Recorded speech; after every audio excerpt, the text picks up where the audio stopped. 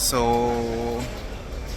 confirm, we're going home. Nasa akin na yung ticket ko, nasa akin na yung ano ko, boarding pass ko. David Beckham, 100 ml. Amuyin natin. Makipabangutan.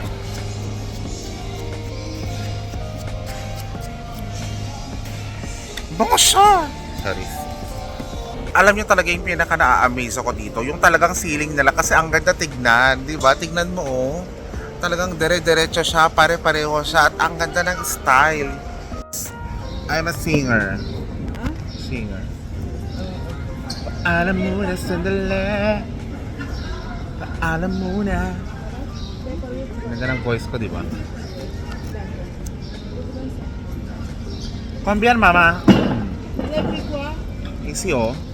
1500. Yung sense. Alam mo na sandali.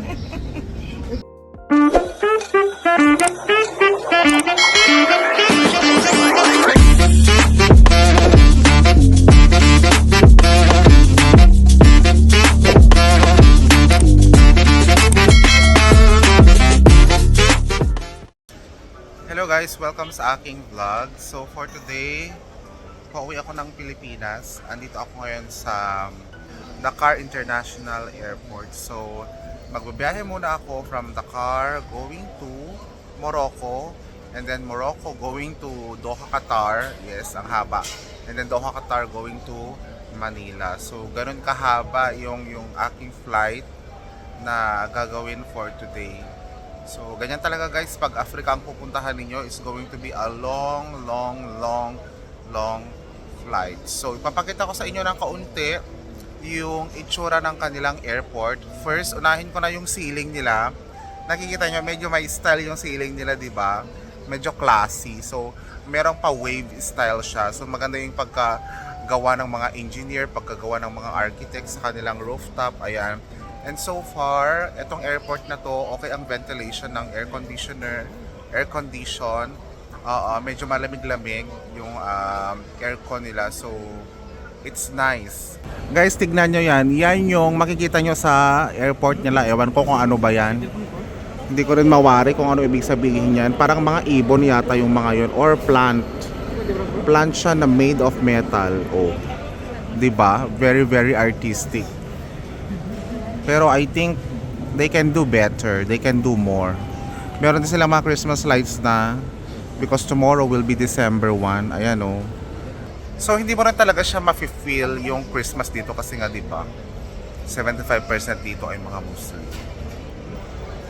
By the way guys, dito pala sa likod ko ay isang cafe area. Kapag gusto niyo magkape, pag gusto niyo mag-croissant, pwede kayo diyan. Hindi na kasi ako pwedeng mag-croissant at magkape kasi nga most of the time kapag nagbibahe ako, I'm very concerned with my stomach. Yung stomach ko talaga kasi most of the time kapag medyo mix yung nasa loob ng stomach ko, there will be alboroto. Nag-alboroto siya and I don't want to, pabanguhin yung buong eroplano dahil lang sa mabango kong utot, diba? Yan yung immigration nila ngayon guys, sobrang daming pila. Kita nyo? Oh. Alam nyo guys, ang maganda sa Senegal, free tayo dito ng visa and very easy na pumasok dito. Ipakita mo lang yung yung air ticket mo, ipakita mo lang yung passport mo and then tatatakan ka na dito. Wala nang tanong-tanong pa. Not unless ikaw ay isang seaman, so they may be need of something additional requirements. Pero it's good na pumunta kayo dito sa Senegal kasi no pawis, no sweat pagpapasok na kayo dito sa mismong Senegal. Okay naman siyang Senegal kahit papano kapag bet nyo yung medyo mainit-init na country or alam mo yun, may mga rin sila, may mga tourist destination. Kaso nga lang, hindi siya totally kagandahan. But of course, Morocco is the best place to go. By the way guys, ito pala yung mga bagahe ko. Dalawang malalaki, 23 kg, pero yung isa 24 kg. Ito naman guys, check-in ko later on. Hindi, hand carry ko lang. Yung pinaka-concern ko dyan, sana hindi ako over luggage. Tama ba? Over baggage, over luggage. Oo, kasi bayad ka ng mahal. Doon hindi ko pa naman siya na to try. Kaya later on, pagkapasok ko sa loob, meron akong mga ibang jacket, so isusuot ko yan. So ang suot ko ngayon, tatlo na. May isa, inner, pangalawa ito, pangatlo ito. Ito na yung pang-apat, ito pa yung pang-lima. Yung sobrang kapal. Kasi nga guys, alam niyo yung gamit ko, sobrang bibigat, sobrang lalaki. Pantalon ko palang mga ganun, grabe na. Oh my goodness. Guys, alam niyo ba na ang mga Senegalese ay sadyang matatangkad na mga tao yan. Mga matatangkad na payat. Oo. Ganyan yung ano nila. Ganyan yung quality ng appearance nila. Matangkad na sobrang payat.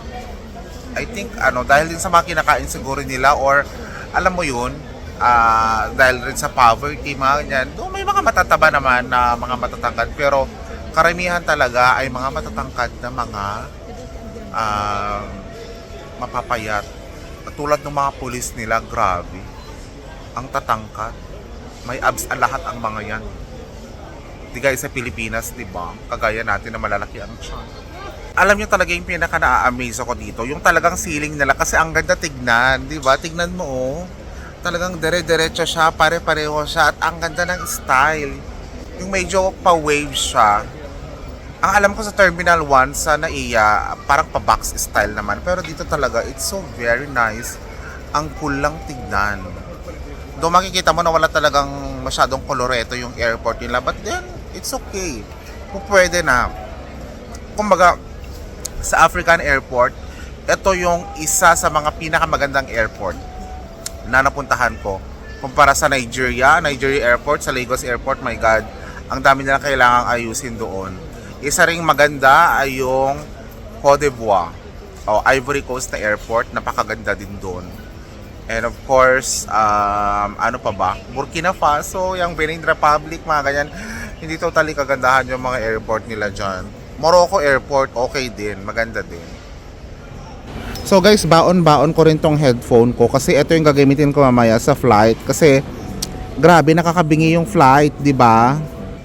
Yan yung isa sa mga mga concern ko kasi alam mo yon, parang pag nasa eroplano ka parang mabibingi ka, di ba? And kailangan mo laging i-open yung mouth mo para magganon, para mag-open ulit yung tenga mo. So for me, it's a very big concern, lalo kung medyo yung tenga mo sensitive when it comes to vibration, mga ganun. So, kailangan nyo talagang kumuha ng isang makapal na headset na pwedeng magtakip talaga ng tenga ninyo.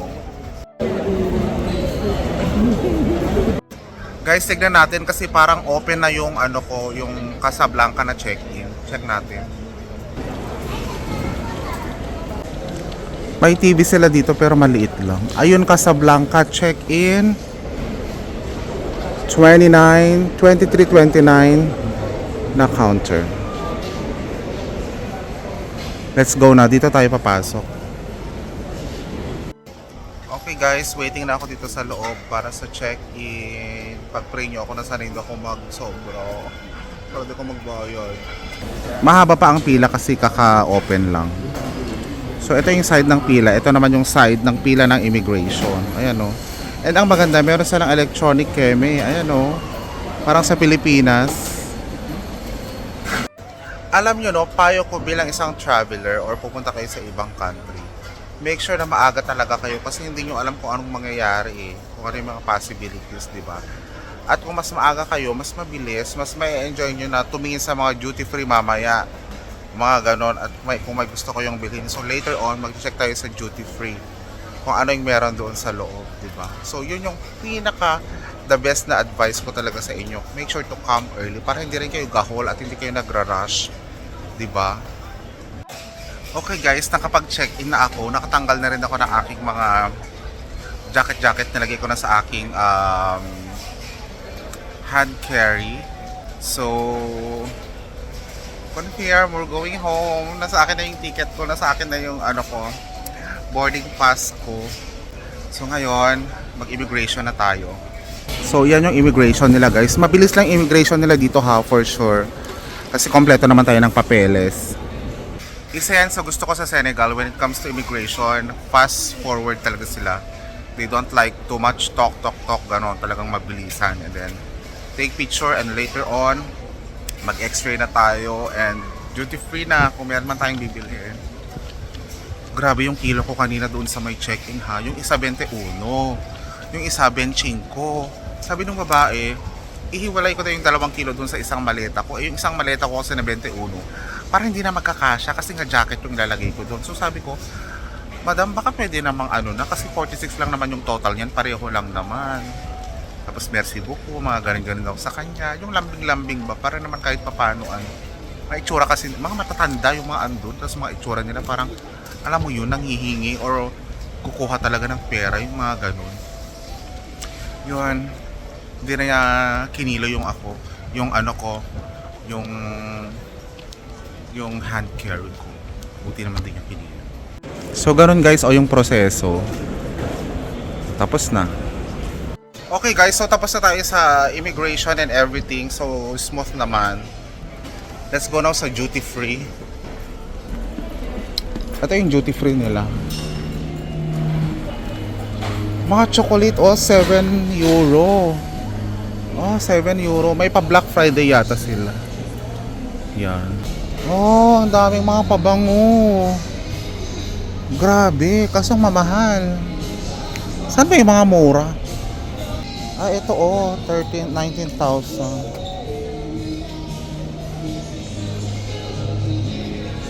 Florent, $30. 150 ml. David Beckham, 100 ml. Amuyin natin. Makipabango tayo.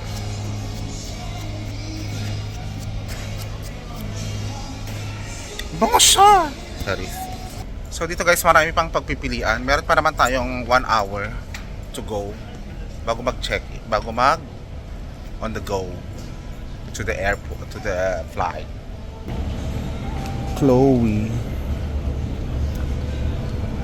Feel ko mas mura sa Casablanca ng mga pabango. Hindi ko bagay yung mga mamahaling mga pabango, yung mga mamurahin lang. Masarap sana bumili kung marami kang pera kasi wala tayong pera. Kailangan natin magtipid sa mga panahon ngayon kasi ang mahal na daw ng mga bilihin sa Pilipinas. Ang cute naman ito, Marc Jacobs. Paano to pag ita-trial? Paano to? Ang cute lang. Magkano kaya? Ay, $72. Tara na guys, di naman mabango. Huwag nyo kung gagayahin, huwag kayong bili ng bili kung di naman kailangan. So guys, babay na sa duty free ng Senegal. So ito na tayo, gate number 4. Saan ba ang gate number 4? Ito guys, yung paligid ng kanilang airport is still beautiful. Right? Saan bang number 4? Ayun, port 3. Yun siguro port number 4. Baka dito ang port number 4. Dito siguro ang port number 4. Ang linis no, ang kinang ng floor nila, ang kintab. Nakakita na ako ng mga puti baka dito na. Hello guys, kanina pa ako naiinom. Bili tayo ng tubig. Tanungin natin kung magkano. Ito ang tubig guys, 150 pesos.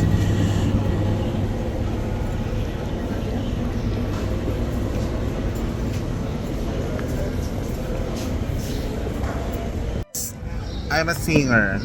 Huh? Singer. Paalam muna sandali. Paalam muna. Ganda ng voice ko, di ba? Combien, mama? Il a pris quoi? Ici, 1500. 1,500. Paalam muna sandali. Nakiwekan na lang. Paalam muna. Nakiwekan na lang. Wala man yun. May pera pa ba? No, nakiwekan na yun. Ito meron pa. Paalam muna sandali. Paalam muna. Merci, madam.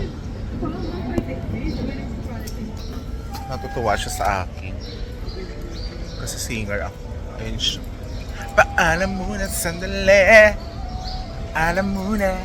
So guys, thank you so much for watching the vlog. Sa mga susunod na upload natin, yung Morocco naman, ipag-pray ninyo na ako ay makakalabas ng Morocco. Okay? Para magkaroon tayo ng araw para, alam mo yun, makapaglibot ng kaunti. Papakita ko sa inyo yung mga gustong-gusto kong mga lugar doon sa Morocco. So thank you guys and have a blessed day. And have a safe trip to me.